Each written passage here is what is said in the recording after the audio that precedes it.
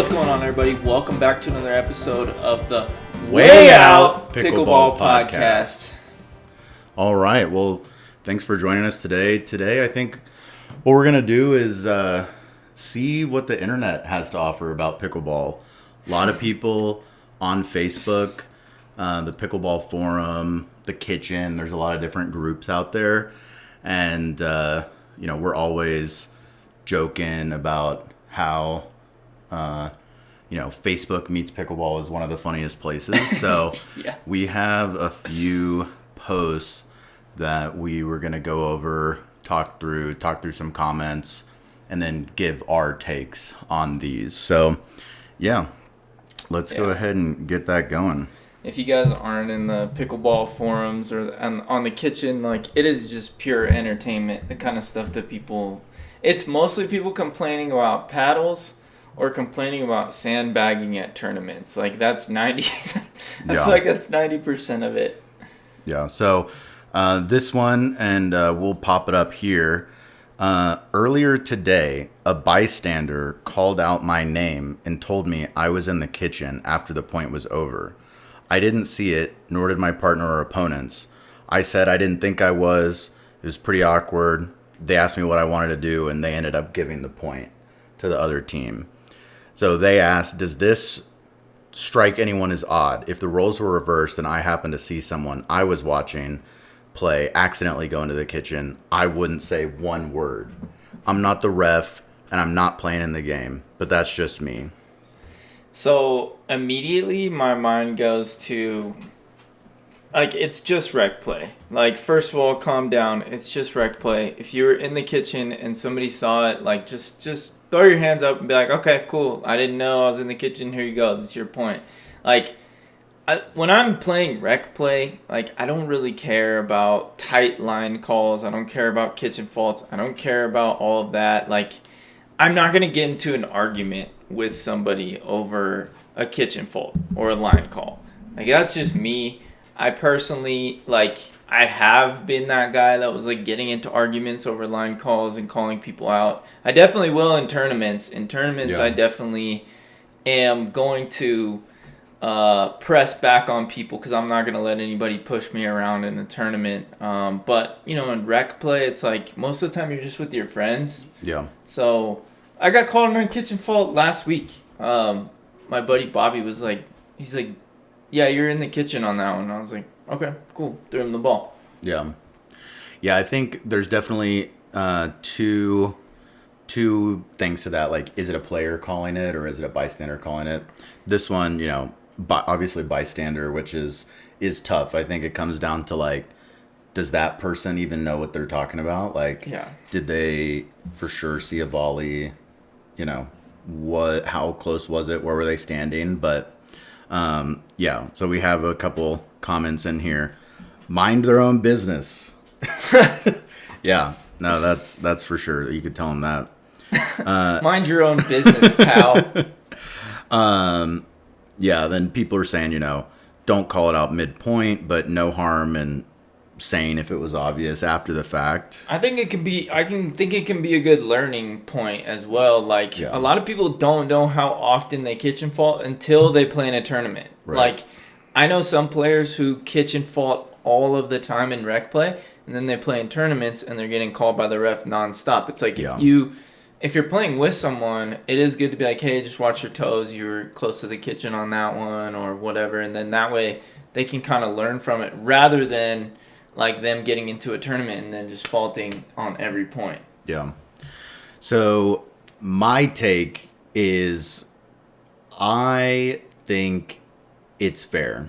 It's not in the rules. Right. It is. So the rules say a onlooker, bystander, however you want to think about it, cannot make a call in a game they're watching. A player is not even able to ask, did you see that ball in? Yeah. So really, every single call should be on the court by players.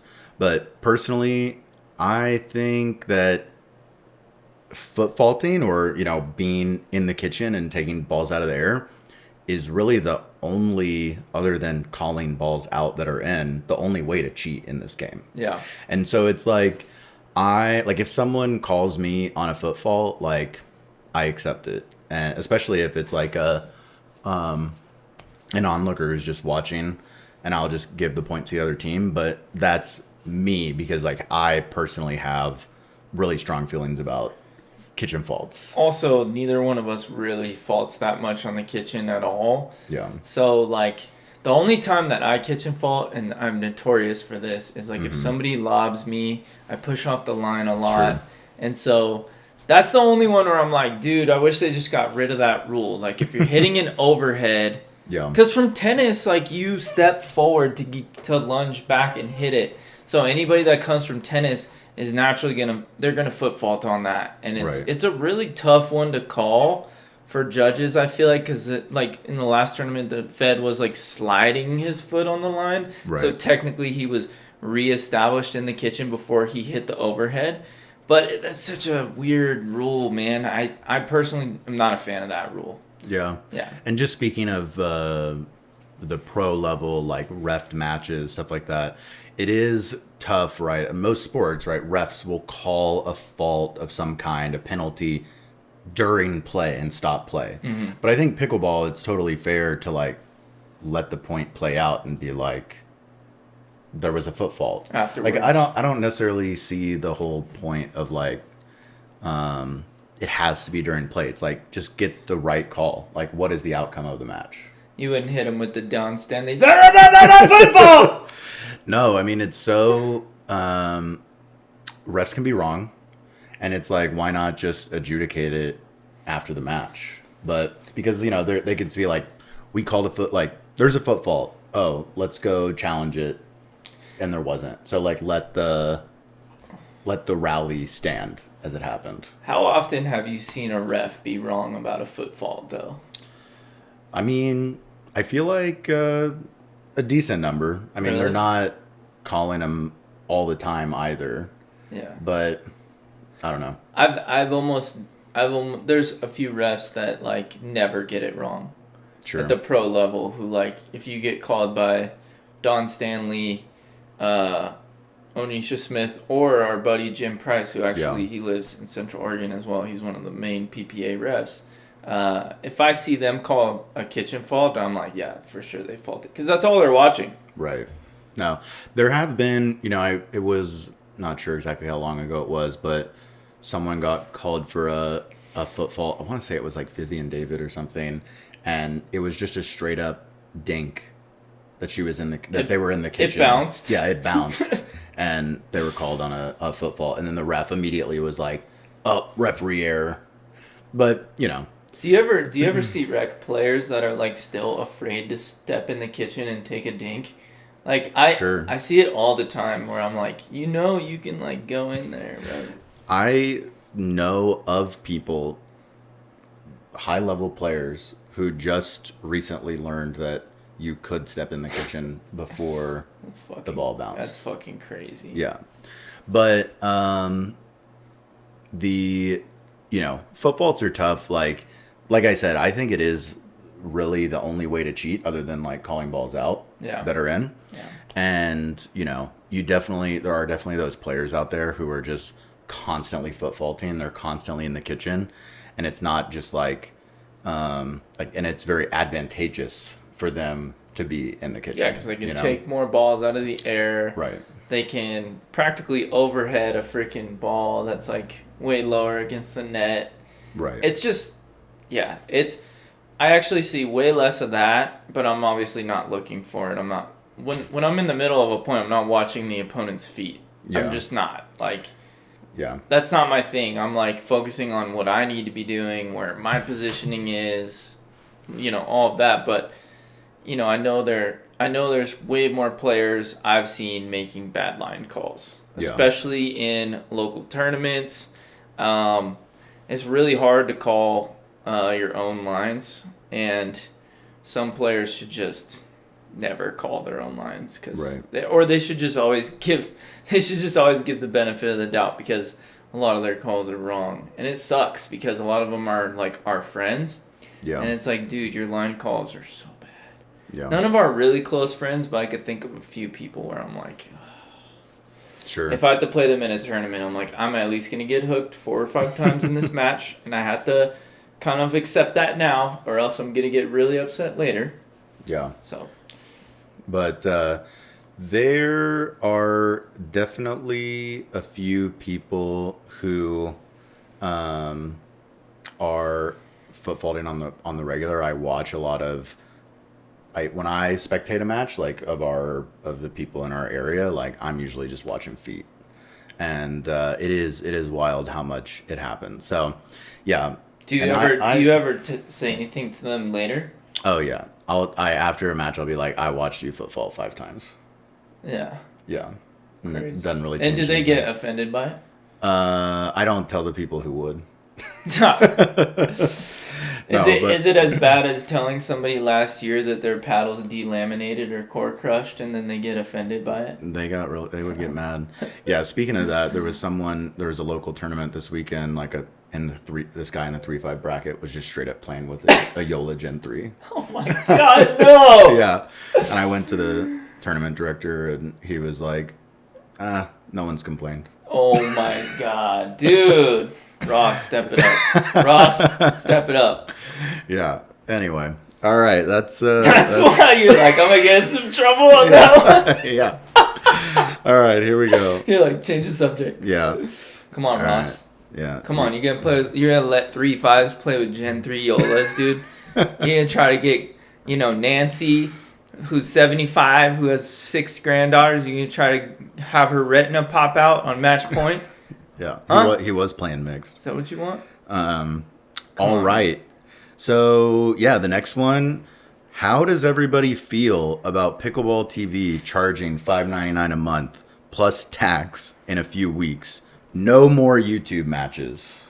Okay. So I did some research on this. I knew you did. And here's the thing, is I am a huge fan of Pro Pickleball. You could call me a super fan. Yeah. Okay? I watch a lot. I pretty much don't miss. I don't miss Championship Sunday. I watch a lot of the matches. Anyways, I do not watch Grandstand Court that much. Like if I do, it's like if I'll scroll through the YouTube Grandstand Court live and see if there's anything decent worth watching. Sure. Most of the time, the stream is so bad. It's like it's not that good. The quality is really rough. It's bad, dude. It's bad. But Championship Court, the stream quality has gotten really good. Close call replay. They're doing a much better job with the announcers now. The commentators are good now, and so I just feel like it's a way better product. Right. Championship Court. So the $5.99 per month, it allows you to watch grandstand matches live.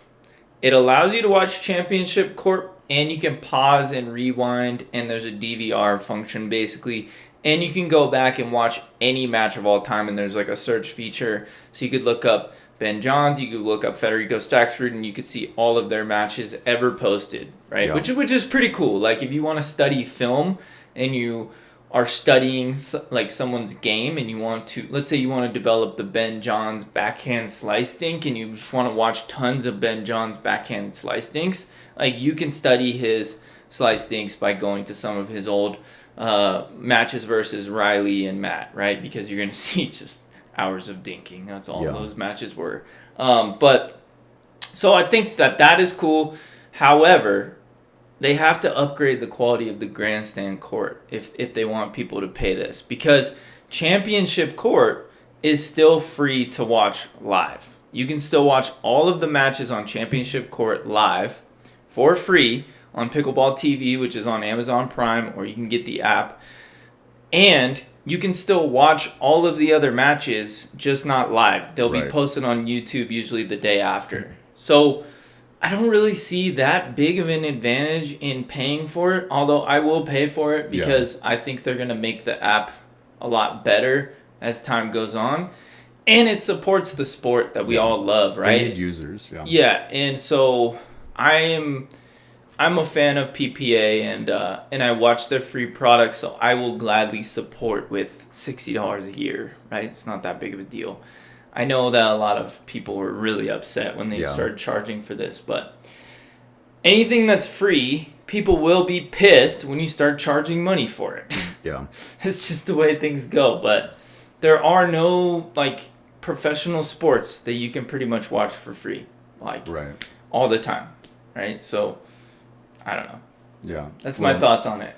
Well, those are my thoughts as well. You took all my points, but so yeah, we got. They already struggle for views when it's free. They really will now that they're making people pay for it, which is true. There's not a lot of people watching, but as Jeff mentioned, like you can still watch. Yeah. This just gives you a lot more, right?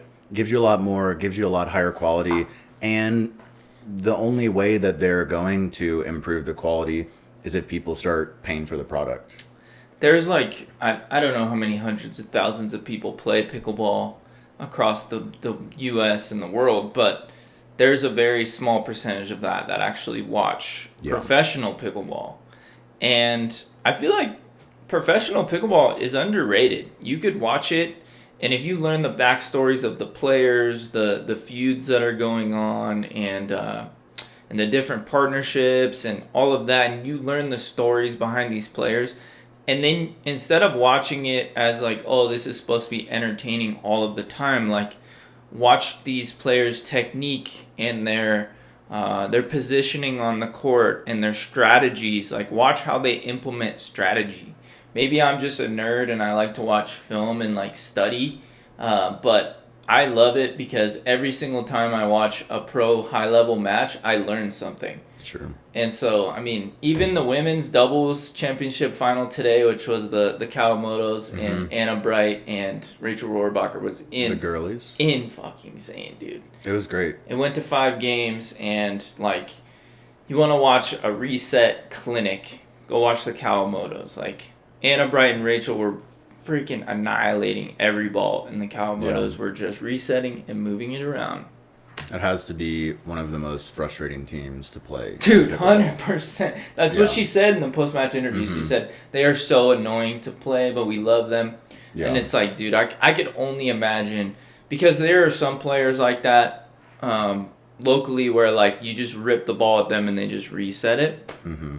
And it is annoying, right? Because you're like, how do I get a freaking point on them? Right. But, yeah, it's man, they are just the defensive team, and they're starting to add more offense in. Especially Jade, she's a little bit more offensive than her twin sister. Yeah. So then we have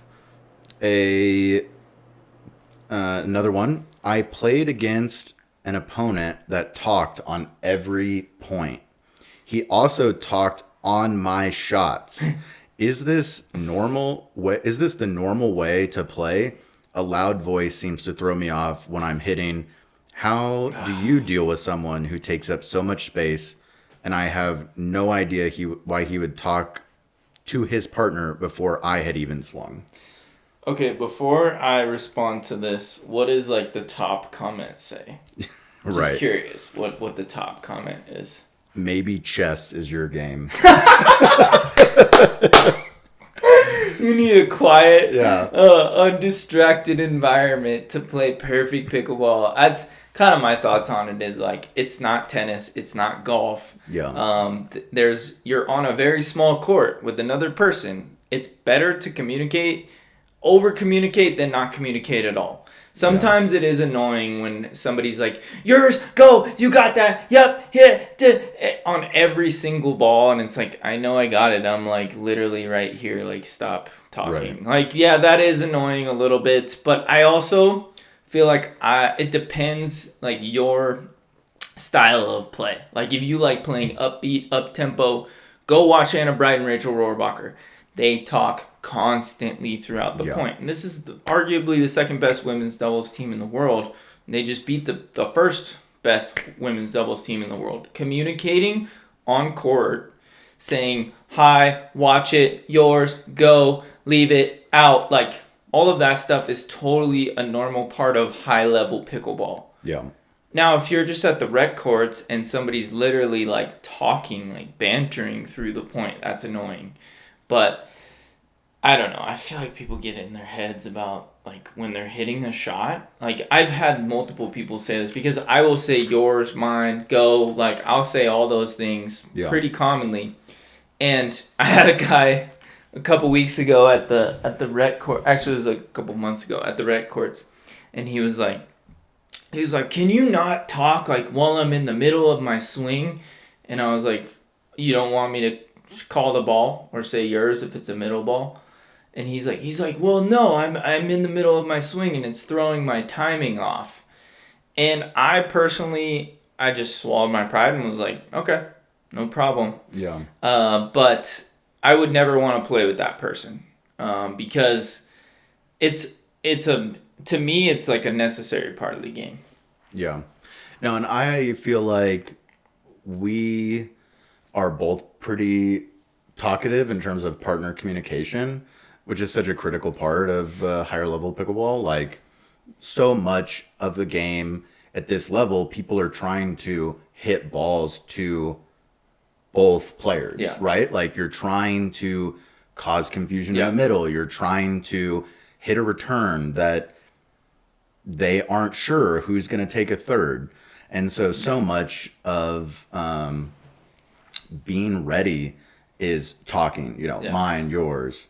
And it is tough. Obviously, like, partner communication is good. It's within the rules. But yeah, there are some people who just literally talk through the point. And that is one of the most frustrating things. There's like a gray area for all of this stuff. Yeah. Like, there's a gray area for like people talking. It's good to a certain extent, then it's bad, right? Yeah. But I'd say even worse than over communicating is somebody just not talking at all, right? Mm-hmm. And then you've got two players on a court who don't talk at all, and it just creates more frustration than anything else. Yeah. Yeah. All right. Now we have the classic Facebook post. Let me guess what it's about. All right. Is it about men staying on their side of the court? No, that's a good one. I didn't see any of those this week. Okay. It's please advise on the ruling of this situation. Oh, God. Oh, God. So many of these. All right. The ball is in the air on our side of the court. I believe the ball is going out of bounds, so I yell out to my partner as a warning to him not to hit the ball or to let the ball bounce first. Our opponent says it is their point because they heard me say out and they stopped their play. Oh my God. I contend that the ball is not out until it bounces. Please advise to the official ruling. What courts are these people playing at? Calling a ball out is partner communication. Yeah. It's not like you're throwing a finger up and saying out and stopping play. If you're doing that, then yes. But if you just say out, out, out, and you're yelling to your partner to not hit a ball, that's partner communication. It's not an official out ruling. It's basically saying, hey, I think that ball is going out to my partner, and please don't hit it. Yeah.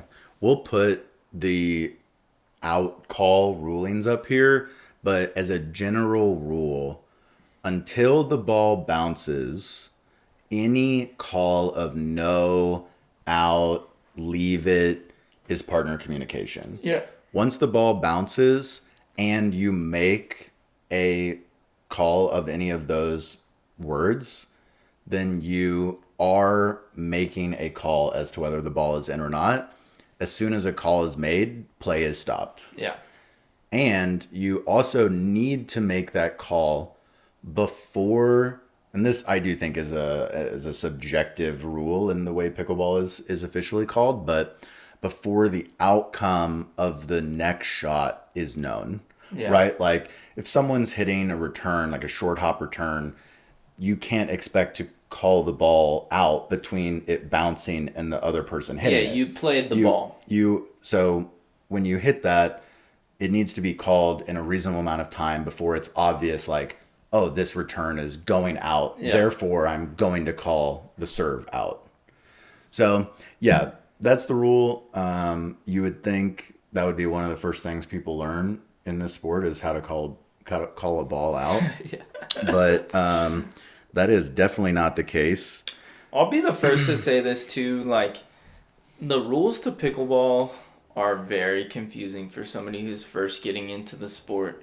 There's so many nuanced rules, and if you don't come from tennis and if you don't come from other sports, like, it's gonna take a long time for you to learn like the official rules, how everything works. And it is one of those sports that's like trying to explain to somebody who's never played how the scoring works, how the side outs work, how calling balls out works.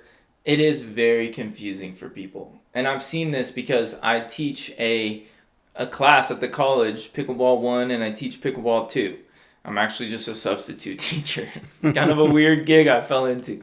But so when I teach these classes, it's like a lot of them have been playing pickleball now for over 3 months, and they still do not know a lot of the rules. And it's like, okay, I've told you this rule like 12 times, and they still don't know it. And so it's just kind of one of those things where, like, even in Pickleball 2, which is supposed to be the advanced class, it's like a lot of them are still 3-0s. Yeah. Yeah. And this also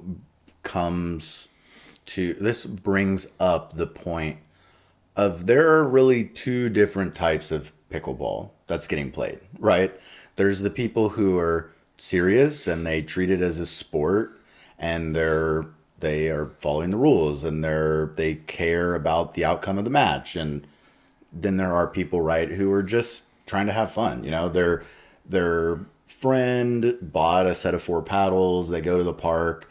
They're not even playing the rules. No, you know, they're not hitting a ball. They're just hitting the ball. Yeah. And I think it is tough, right? Like when you're playing rec at a park and there's 50 people there.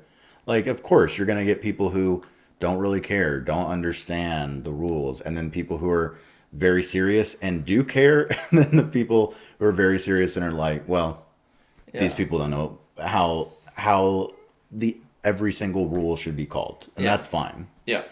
Yeah, I mean, everybody learns pickleball at different paces. Yeah. Those same players that are just having fun, like, who knows, maybe later they'll start taking it serious. But it's like our group that we all play with, which there maybe is like 50 people who, may show up to Friday night at Pine Nursery. Like, there maybe is that big of a group that we all hang out and play pickleball together. It's like we all follow the rules. We all are like, even though we're just out there having fun, we're still there to play the game the way it was meant to be played. Yeah. Yeah. All right. So the next one we have is just a meme. I just wanted to throw a meme in here. So it's going to go right here. It's, sorry, can't let you in. You kept lobbing the 80-year-olds at the park. Oh, my God. He's at the pearly gates. So, yeah, we got Robbie Lobby to thank for this one. Dude. Shout out to Rob. Shout out to Rob. No, man, I think that's messed up. I think drop shotting and lobbing certain people who, like, that you're just going to win the point every time if you do that. Especially elderly people, like, dude, just keep the ball in play. Like, let them, like, get some rallies going. They're out there to get some exercise and have fun, not potentially hurt themselves chasing down a lob, I think that's probably the shot where people have the highest potential of injury. Definitely. Is like backpedaling for a lob and then you fall and hit your head, And my mom's 75, dude. If I saw some kid at the park freaking playing with her and lobbing her, I would go have a conversation with that person, Or if I saw like somebody who's ripping a ball at my mom at like full pace drives, I'd be like, dude, what the hell are you doing? Yeah. Which actually, funny story. I'm gonna go off on a tangent here. Hey, don't point at me. Funny story. Funny story. My mom was testing for her 3-5. Okay, and so locally you do this thing where you can test to get your 3-5, and then you can play in 3-5 round robins. Anyways, I won't go into the whole process, but it's a round robin, and she played against this kid who was like 25. Okay, my mom's 75 years old. And she was playing against a kid who's 25. Okay. This kid was hitting the ball as hard as he possibly could at my mom. And I was officiating this process. I was the one writing down the scores, making sure everyone was following the rules. There was no hooks, no bad line calls, no kitchen faults, all that stuff, okay? And this kid rips a ball at my mom. Now, the guy who was playing with my mom on her team, he steps in front of my mom, volleys the ball out of the air. My mom's paddle was completely down. It was going to hit her in the face or like neck or something like that. It was really going to like hit her pretty hard. It was going way out. Way out. It was going to hit her. The guy that was playing with my mom, he's like a decent 3-5 plus player, and he went and like protected my mom and then like hit the ball behind this guy. And the guy was already celebrating the point. Like, he was trying to bag my 75-year-old mom. And he was like, yes, like this. And then the guy took the ball, hit it behind the kid. And then he went, no, like that. Like, literally went into, like, cradling his head and went, no, like that. That's some classic 3-5 pickleball right there. Dude, it was so funny. Classic. It was so funny. I mean, it wasn't funny. My mom almost got bagged. That wasn't funny. But the whole scene was very funny. Me and the other guy who were doing it were just cracking up. And then afterwards we talked to him and we were like, hey, dude, you're playing out here with seniors who are like lucky to be moving at all on these courts, you know, like maybe you don't need to hit the ball that hard. Yeah. No, I mean, it is tough because there are a lot of people who play who can't control their shots. Right. And obviously it's like, if you can't control your shots, you should not be driving balls at elderly people or I don't think there's any other game where you would have the same kind of behavior you see in pickleball acceptable in those other games. Like if you were playing like some sort of catch in the yard with like a football and it's like your whole family or whatever, and you're like, all right, I'm gonna throw this football as hard as I can at my grandmother. Like nobody is gonna be cool with you doing that. But for whatever reason in pickleball, it's like, oh, hit the ball as hard as you can across the net at this person who like it would just shatter their entire life if it hit them is so weird. And I think it's also, you're right. It's like they don't have the control or the touch to like take some pace off of their drives. It's like when you're new to pickleball and maybe you came from other sports, you only know like a full swing. And so you really don't have control over how hard you're hitting that ball because you're just swinging at it. You're just reacting. And so, I mean, I probably did it when I was brand new. I was probably like hitting the ball hard at anybody. And they were probably like, this kid's a freaking banger. Yeah. You know? But then I learned how to like dink and how to play the game the right way. People talked to me. They were like, hey, you know, you should slow the ball down. Like we're not in our 20s and 30s. Right. Yeah. But yeah, lobbing an old person, not cool, dude. Yeah. Not cool. Unless it's in a tournament, right? And if it's a tournament, anything's fair game. Yeah. As far as I'm concerned. There's still etiquette though to a tournament, right? Like I want to put that out there that there still is tournament etiquette. And you'll see it at like the highest pro level. There's certain things that people do that are like will get you kind of like excommunicated from the pickleball community. One of them is hooking people. Just like if all you do is just try to hit people and body bag people, like you're not going to be the player that everybody wants to invite to play with them. Or that may not be somebody you want to partner with. Yeah. No, I mean, some of the comments in here, right, are lobbing is part of the game. No, I don't think it's part of the game to lob an 85-year-old person out there when you're in rec play, but it is definitely a part of the game that, you know, people should play. People should get better at their lobs. People should drill their lobs.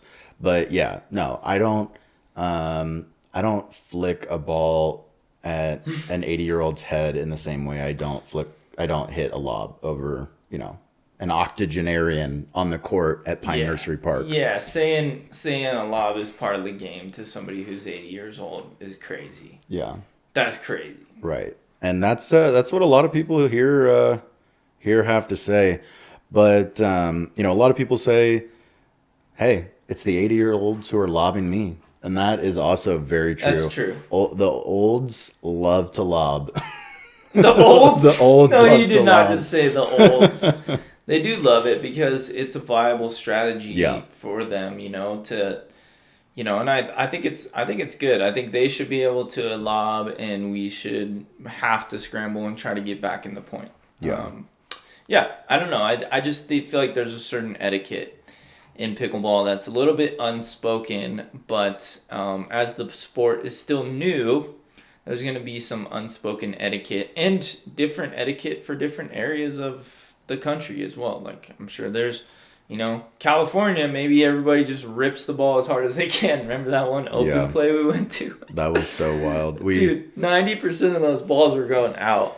We went to we played PPA Sacramento earlier in the summer, and we went to a local court to play some rec the day before, and for some reason, it's interesting. I do travel a lot, and I play a lot of pickleball where I travel. Yeah. And you can definitely see the regional differences in pickleball at the rec level.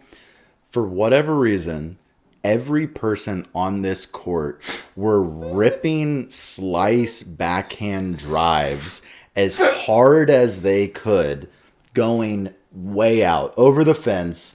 And it was like, there must be a teaching like pro out here teaching them to do it. In this town, teaching people how to do this. Because I had never seen that so prevalent in my life. It was so funny. We were just standing there just going, watching balls go. Dude, it was right that one. Past us. There was this one Indian guy who was ripping balls, and everybody was hitting them. And then when me and Matt went on the court, we were like, "Oh god, this is gonna be so weird." And then we're like, "Okay, dude, we're just gonna let everything go." And we literally every time this guy's putting max effort into this backhand slice.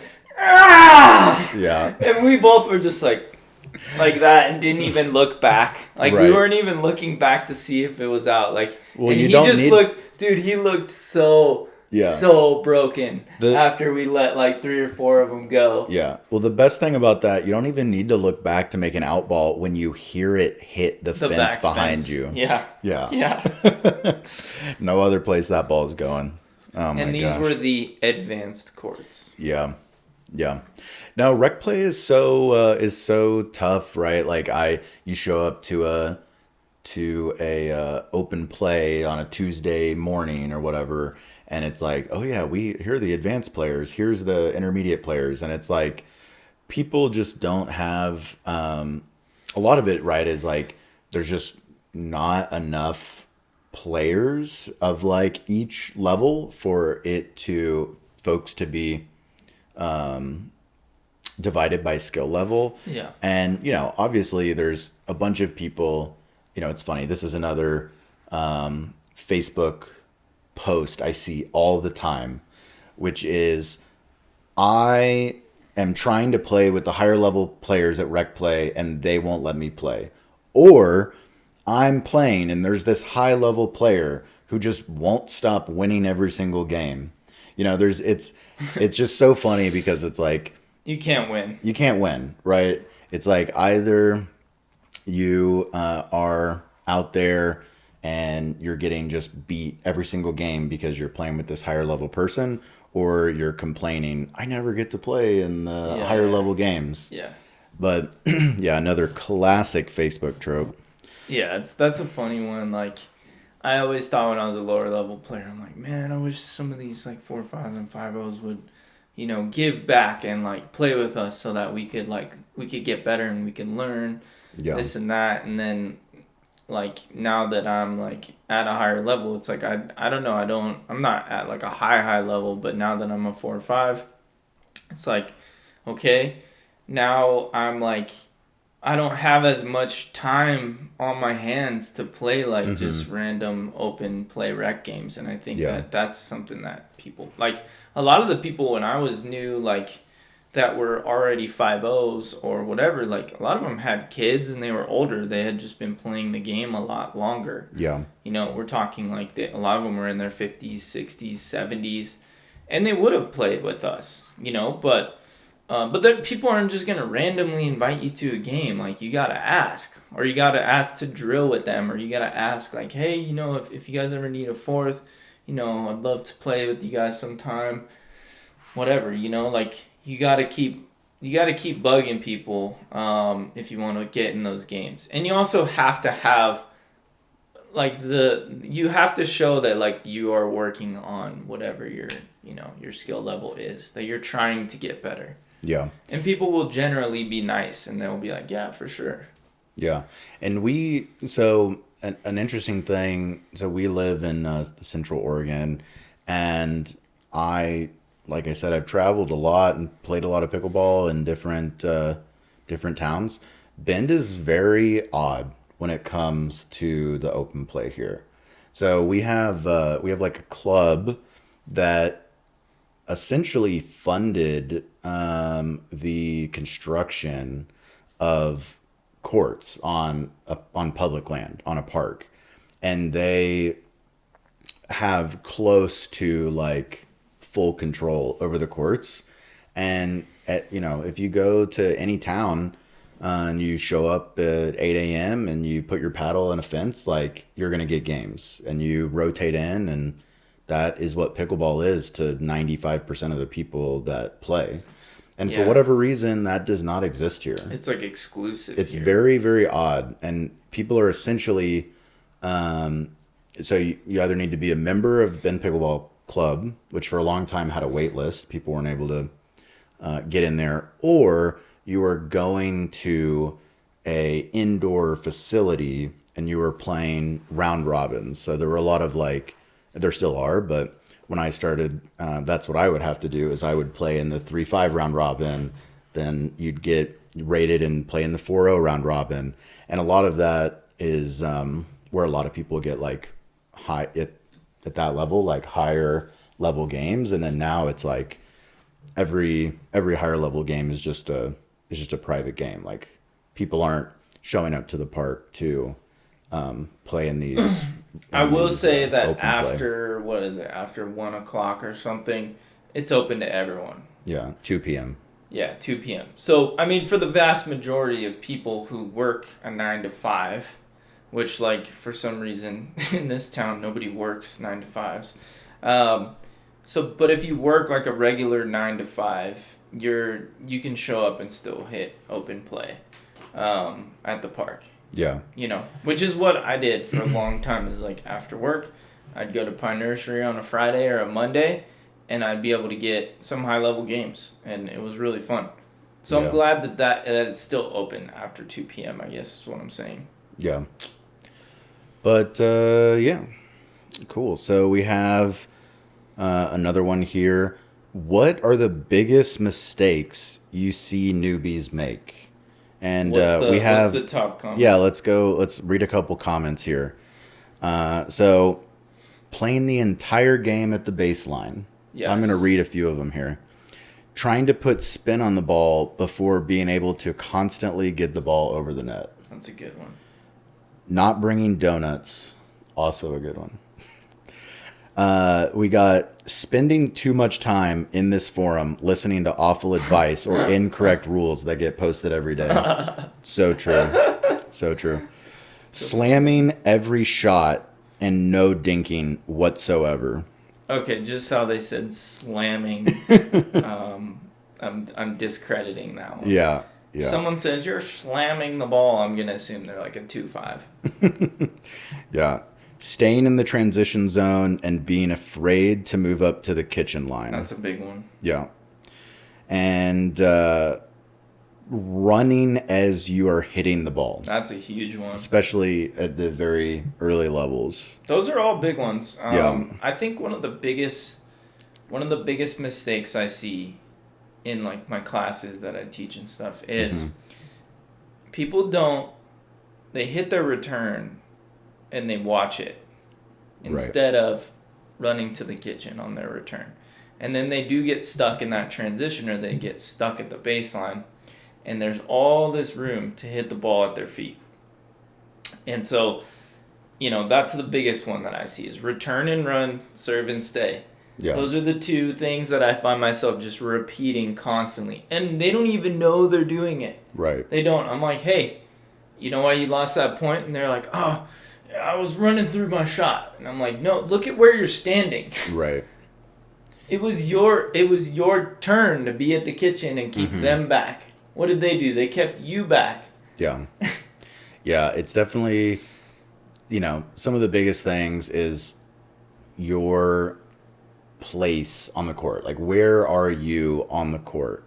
And that was probably my worst quality when I first started playing, as I got into this habit, and I still do it to a certain extent, of like, I always felt like, especially if I was playing, my partner was like a lower level player, I'd be like, I'm going to stay back so they hit the ball to me so I can get the ball, so I can get us to the kitchen, whatever. Like, that was, my silly thinking in my head. Funny. And, but yeah, I always felt like I had bad positioning on the court. But that's definitely one of the biggest ones. Yeah, I think another big one that I see is a lot of times, like, there's just no third shot drops happening at all. Like, it's just third shot bangs, third shot slams, third shot drives. But the thing is like, it's not a drive drop. It's a drive that's like 5 feet above the net, and they're all going out. But because they're like 2 5s or 3 0s or 3 5, like, they're hitting every ball. Yeah. And so they're playing this like crazy dynamic game with like all these balls being hit like way up here. And it's like pickleball, all those balls are going out.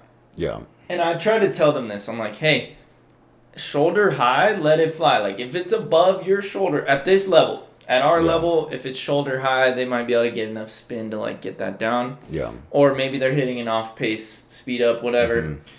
Cool. But as a general rule, if you have to hit that ball here or here, it's going out. Yeah. So that's something that I see a lot, is like just so many out balls being hit. And it's a lot easier to see it when you're not playing. Yeah. If you are trying to just improve your game at all and you're first starting, like Jeff said, serve and stay, return and go, and just have someone hit a few balls at you that you just let everyone go and just watch where it lands.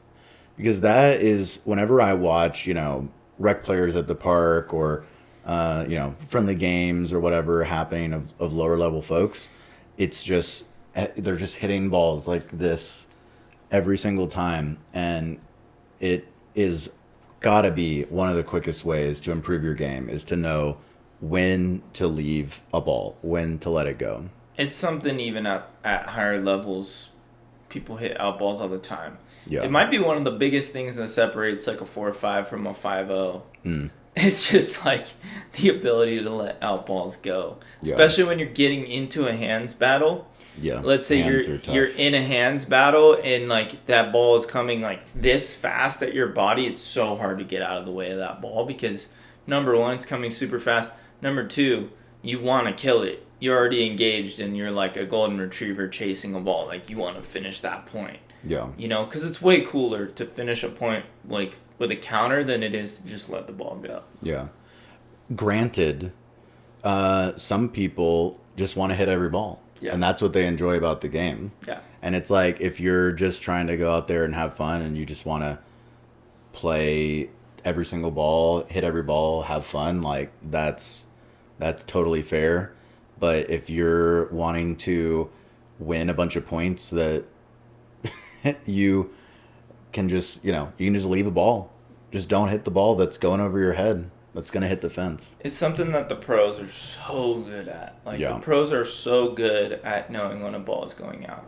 It's insane. Like they're calling these balls out as soon as their opponent's paddle hits the ball, they already know that ball's going out. Yeah. It's so crazy. I wish I had that skill. It's probably one of my weakest assets is like not being able to see when balls are going out as well. Yeah. I feel like I'm pretty good at calling balls, but to my partner, and I'm very accurate with knowing when a ball's going out. But yeah, I love hands battles. I feel I have very fast hands, and it is so difficult. It's one of the most difficult things to be in that pattern, be in a hands battle and let a ball go. Yeah. It is so difficult. Yeah. But you see it at the high levels all the time. Yeah. Okay. Is that your last one? Yeah, that's the last one that we had. Cool, because this camera is about to stop. All right. All right, guys. Thanks for watching. Give us a like. Shoot us a subscribe on the YouTube channel. And we will see you guys next week. All right. Thanks for joining us here at Way Out Pickleball Podcast. All right. You got to say the Pickleball Podcast.